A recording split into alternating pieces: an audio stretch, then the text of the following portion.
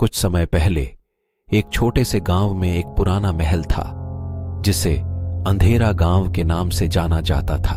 इस महल के बारे में कहानियां फैली हुई थीं, जैसे कि रात को वहां अजीब ध्वनियां सुनाई देती थीं।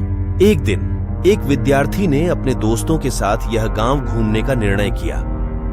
उनके पास तालाब के किनारे एक पुराना बंगला था जिसे वे अंधेरे में रात बिताने का प्रस्ताव ले आए। उनके साथी इस विचार में सहमत हो गए, लेकिन एक बच्चे ने इसे अच्छा नहीं माना।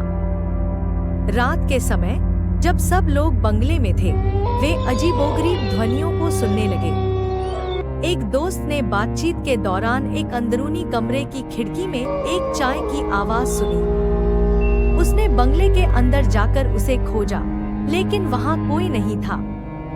उसी समय उन्होंने एक पुरानी किताब पढ़ता हुआ पाया जिसमें लिखा था, अंधेरा गांव का रहस्य।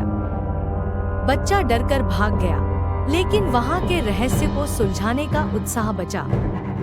उसने वहां के लोगों से बातचीत की और पता चला कि अंधेरे में एक भूतिया राजमहल है, जहां एक राजा और उसकी रानी की आत्माएं अब भी घूमती हैं। वे अपनी अधूरी मोहब्बत के कारण भूतिया रह गए हैं और उनकी आत्माएं अब भी उसी महल में उसे बंधी हुई हैं। बच्चा और उसके साथी यह सच जानकर डर गए, लेकिन उन्होंने उस रात को सुरक्षित तरीके से गुजार दिया।